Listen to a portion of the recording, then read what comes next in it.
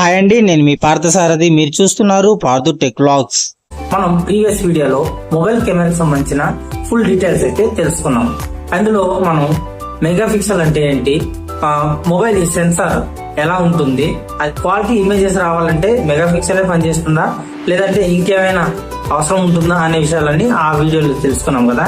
So ఈ వీడియోలో మనం తెలుసుకోబోయేది ఏంటంటే మొబైల్లో యూజ్ చేసే కెమెరాస్ ఎన్ని రకాలు ఉంటాయి, వాటి యూజెస్ ఏంటి అనేది ఈ వీడియోలో మనం తెలుసుకోబోతున్నాం.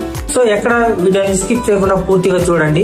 ఒకవేళ మీరు మొబైల్ కొనేటప్పుడు కెమెరా ప్రయారిటీ కోసమే కొనాలి అనుకుంటే, అంటే బ్లాగింగ్ కానీ లేదంటే యూట్యూబ్ లో వీడియోస్ చేసుకోవడానికి కానీ ఇలాంటి విషయాల కోసం మీరు మొబైల్ కొనాలి అనుకుంటే అందులో యూజ్ చేసే కెమెరాస్ ప్రయారిటీ ఏంటి అనేది మీరు ముందుగా తెలుసుకోవాల్సి ఉంటుంది. సో ఈ వీడియోలో మొత్తం డీటెయిల్స్ అన్ని చెప్పబోతున్నాను. ఈ వీడియోని ఎక్కడ స్కిప్ చేయకుండా పూర్తిగా చూడండి. ఇక ఆలస్యం చేయకుండా వీడియోలోకి వెళ్ళిపోదాం. వీడియోలోకి వెళ్లే ముందు నాకు వచ్చిన రిక్వెస్ట్ ఏంటంటే, ఇప్పటి వరకు ఎవరైతే నా ఛానల్ ని సబ్స్క్రైబ్ చేసుకోకుండా నా వీడియోస్ చూస్తున్నారో మర్చిపోకుండా తప్పకుండా సబ్స్క్రైబ్ చేసుకోండి. అలాగే పక్కనే వచ్చిన బెల్ ఐకాన్ క్లిక్ చేసి ఆల్ అనే ఆప్షన్ ని యాక్టివేట్ చేసుకోండి. సో ఇప్పుడు మొబైల్ లో యూజ్ చేసే కెమెరాస్ గురించి మనం తెలుసుకున్నట్టయితే, మొదటిది ప్రైమరీ సెన్సార్, రెండోది వైడ్ యాంగిల్ సెన్సార్, మూడోది డెప్త్ సెన్సార్, నాలుగోది మ్యాక్రో సెన్సార్, ఐదోది టెలిఫోటో లెన్స్, అలాగే ఆరోది మోనోక్రోమ్ లెన్స్, ఏడోది టీఓఎఫ్ సెన్సార్. ఈ 7 రకాల సెన్సార్స్ ని ఎక్కువగా మొబైల్స్ లో యూజ్ చేస్తుంటారు అనమాట. అలాగని ఈ 7 సెన్సార్స్ కూడా ప్రతి మొబైల్లో ఉంటాయని మనం అనుకోవడానికి వీలు లేదనమాట. ఎందుకంటే ఒక్కొక్క మొబైల్ కంపెనీ వాటి ప్రయారిటీని బట్టి కొన్ని సెన్సార్స్ అయితే ఇస్తుంటుంది. కొన్నింట్లో ప్రైమరీ సెన్సార్ అయితే ఖచ్చితంగా ప్రతి మొబైల్లో ఉంటుంది.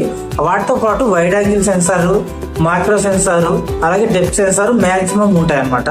వాటి తర్వాత టెలిఫోటో లెన్స్, అంటే వాటికి కాస్ట్ ని బట్టి మొబైల్ ప్రైస్ ని బట్టి అవి ఏ సెన్సార్ అయితే ప్రొవైడ్ చేయాలనేది మార్కెటింగ్ స్ట్రాటజీని బట్టి ఉంటుంది అనమాట.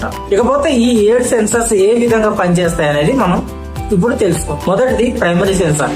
ఈ ప్రైమరీ సెన్సార్ అనేది ఈ మొబైల్ కెమెరాస్ లో ఆయువు పట్లాంటిది అనమాట. ఏదైనా మనం ఇమేజ్ ని లేదంటే వీడియోని క్యాప్చర్ చేస్తున్నామో ఆ వీడియో గానీ ఆ ఇమేజ్ గానీ పర్ఫెక్ట్ గా రావడానికి మెయిన్ కెమెరా అంటే ప్రైమరీ కెమెరా అనేది చాలా యూజ్ఫుల్ అవుతుంది అనమాట. అలాగని ఈ ప్రైమరీ సెన్సార్ చాలా చక్కగా వర్క్ చేయాలి అంటే కావాల్సింది మెగా పిక్సెల్ ఉండాలి. ఆ తర్వాత ఇమేజ్ ప్రాసెసింగ్ బాగుందా లేదా అనేది మనం చూసుకోవాల్సి ఉంటుంది.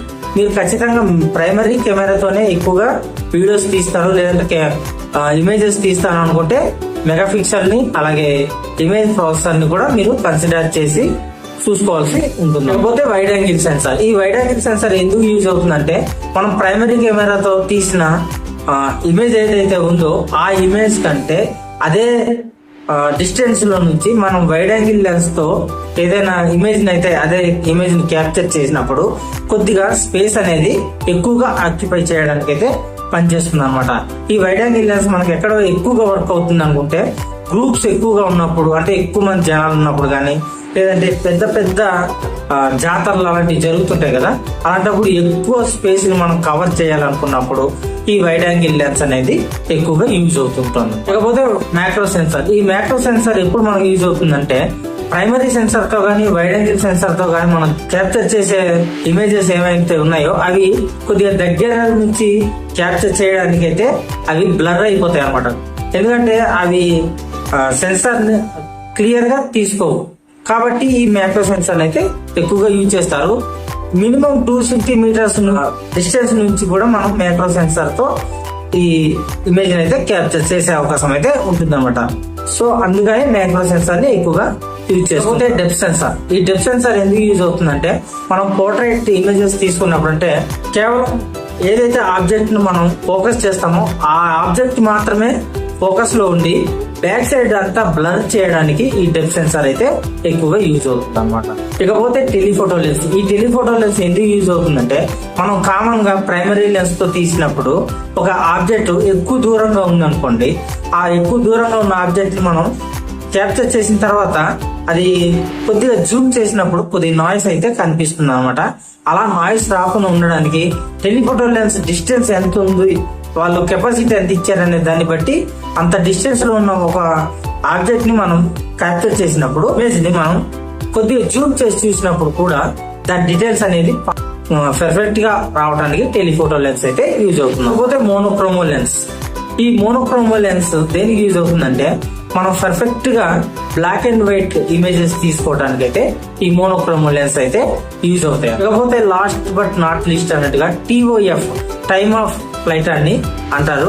ఈ టైమ్ ఆఫ్ ఫ్లైట్ అనే సెన్సార్ ఎక్కువగా దేనికి యూజ్ అవుతుందంటే మనం ఒక ఎమోజీస్ ఉంటాయి కదా, మనం ఎమోజీస్ తయారు చేస్తుంటాం కదా 3D టైప్ లో, ఆ 3D టైప్ క్యాప్చర్ చేయడానికి అనేది ఈ TOF కెమెరాస్ అయితే ఎక్కువ యూజ్ అవుతాయి. ఇలాంటి TOF సెన్సార్లు ఎక్కువ మొబైల్స్ అయితే యూజ్ చేయవు, ఎందుకంటే వీటికి ఖరీదు కొంచెం ఎక్కువగా ఉంటుంది కాబట్టి.